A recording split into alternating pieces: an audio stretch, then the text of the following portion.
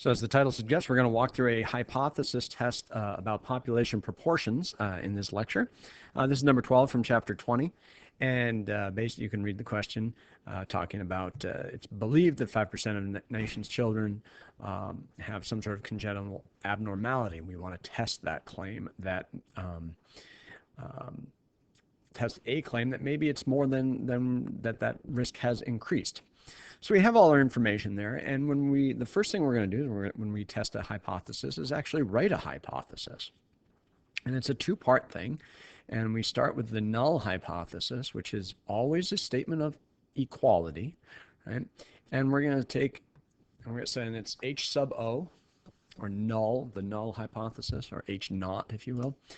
And important to note that H sub O is not the variable. P is the variable. We're making a statement about the population proportion, and the statement is that it is 5%. That's what's given to us, and that's what we are going to say as our null hypothesis, which is always an equal sign. And this is what we are going to assume to be true until we have evidence to say otherwise, right? We also have what's called the alternate hypothesis, H sub A, and that's always going to be determined by the problem. And in this case, the question says, is this strong evidence that the risk has increased? So we're going to say that the alternate hypothesis is P, not P hat, but P is greater than 0.05. When you're writing these hypotheses, it should be the same variable, in this case P, and the same value, the same number. And it's never P hat here, it's always P, and it's always going to be the same proportion, whatever that is. And this is always going to be an equal sign. So there's really not much to it in writing the hypotheses. And we are going to assume that the null hypothesis is true. That's the assumption that we're working under. So now we're going to move on, as we are wont to do, is we are going to check our assumptions and conditions. And as always, IRS 10% is our checklist. Is it independent? Do we feel that congenital abnormalities are independent? Well, there's no reason to believe they aren't. I guess it's reasonable to think that we're probably not pulling members from the same family. I guess it's maybe an assumption, but they should be independent of one another. Are they random? Well, we don't know they're random, but it seems that we are 384 children, probably safe to assume. Again, nothing that says we are, but nothing telling us that this isn't a representative sample. And that's really what we're trying to get when we check that random sample, that random condition. 10%, 384 is clearly less than 10% of all children. So we're not going to worry about affecting the independence that the sample, because the sample's too big. It's well less than 10% of all children. And then the success failure. Do we have 10 successes and 10 failures? Yes. 46 is our number of successes, which is to say that we found a child with a congenital abnormality, which is everybody's definition of success, but since we have found what we're looking for, that is what it is here. And obviously 338 are both more than 10. We've checked our conditions, we've got our hypothesis, we've checked our conditions, and we do want to name the test. We are going to do a one proportion Z test. The whole reason we are checking these conditions is so we can use the normal model. So that's why we want to name that as a Z test, because Z test translates to normal model. Right. We have done part A and part B, and now it's time for the mechanics. The mechanics are simply a Z-score, right? And so what we have, we only need one thing, right? We only need to calculate one thing, and it's P hat, which is pretty easy to calculate here. Hold on. P hat is going to be found by trying to move the screen here. There it is. 46 divided by 384. Right? Our sample, we found that 12% had congenital abnormalities. Okay, so if your spidey sense is starting to tingle right now, like maybe there's something to this, that the risk has increased, that's not a bad thing. But remember, you still have to go through the procedures, right? We can't just say, well, it's more than I thought. We have to make sure, we have to do the math to see if it's statistically significant, right? So we've got our p hat. We don't worry about q hat because we don't need q hat in this case.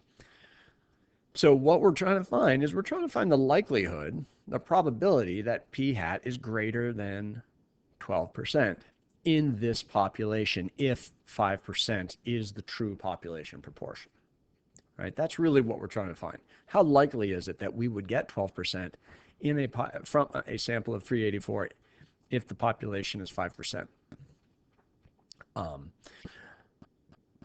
Well, we have to calculate a z-score because we don't go in the back of the book and look up p hats. We look up z-scores. Our z-score is going to be found like this.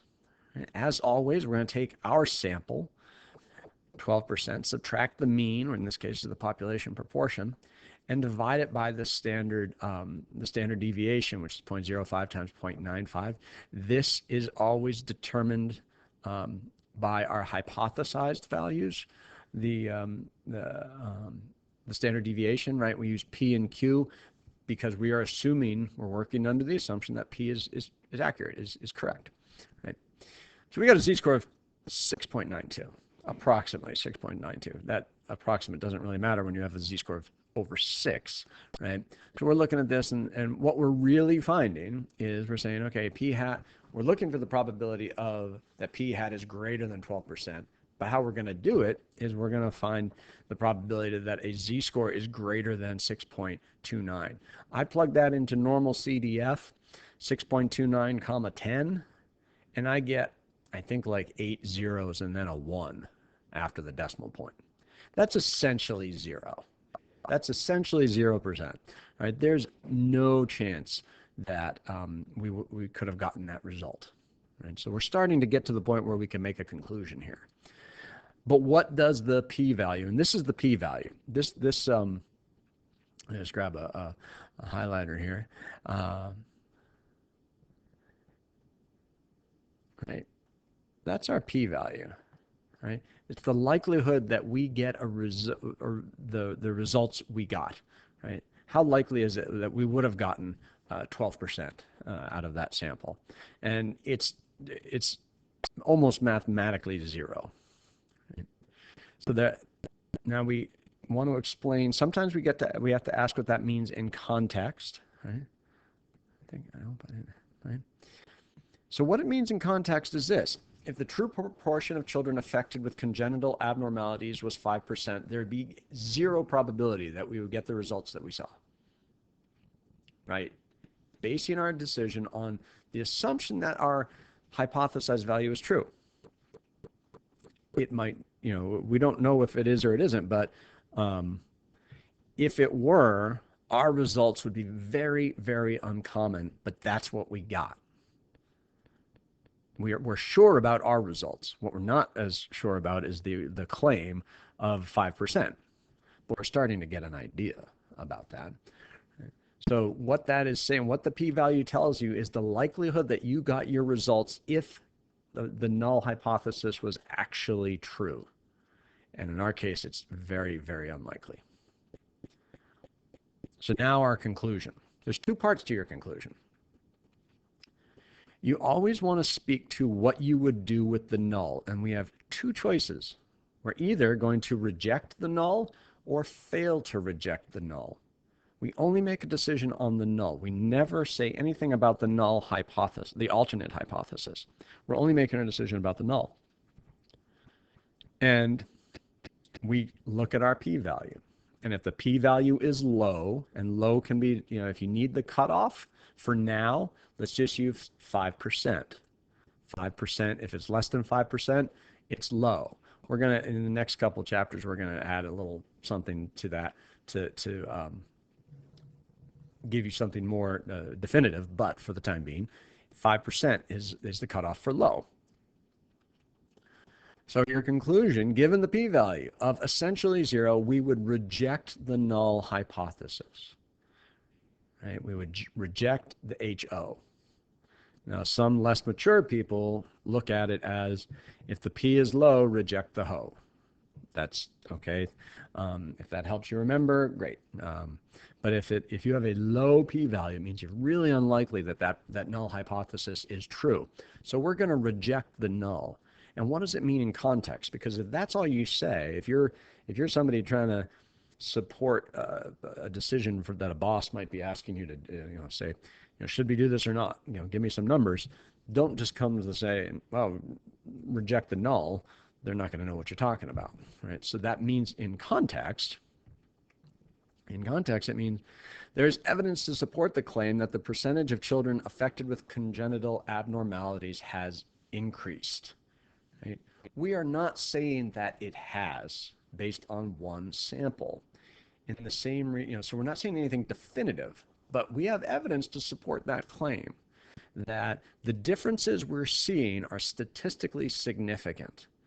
They're more than just what we would expect to see due to sampling variation.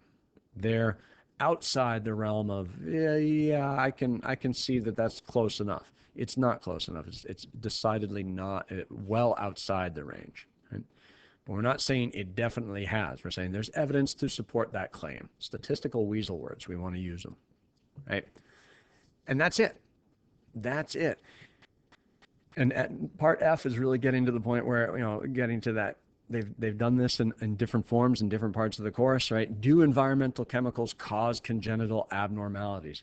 That if your brain is going back to the correlation doesn't equal causation type of question, good, because that's what the type of question it is.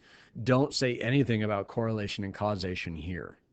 That's not what we're measuring. We're not calculating correlation. That's a specific calculation. Don't say correlation doesn't equal causation. But we can say, for part F, that our evidence supports the claim that the proportion has increased, but we cannot speak to the cause. That we don't know that it's the cause of it. We can say that there's evidence to indicate that it's gone up, but not because of any one particular thing. So that's a hypothesis test for a population proportion walkthrough. Those things right there, those A through E really those are what you want to be doing every time, regardless of whether they're delineated like that, A through E. You want to have the hypotheses. You can't be testing a hypothesis if you don't write a hypothesis, and checking the assumptions, IRS 10%. Anytime we're dealing with proportion, that's what we should be checking. And then show the mechanics of the test, which really aren't much. It's a z-score. It's a glorified z-score, and we have all our parts that we would need for that in our formula sheet. And then explaining what the p-value means in context. You have to say reject or fail to reject the null, but you also have to put it in context, and that takes a little bit of practice, right? So we're going to have plenty of opportunity to practice this. This is definitely something you're going to see in some way, shape, or form on the AP test. You're going to see a hypothesis test. I feel very confident in saying that. So, and the overall process really doesn't change much as we change from parameter to parameter. So please do as much practice as you can. Let me know if you have any questions.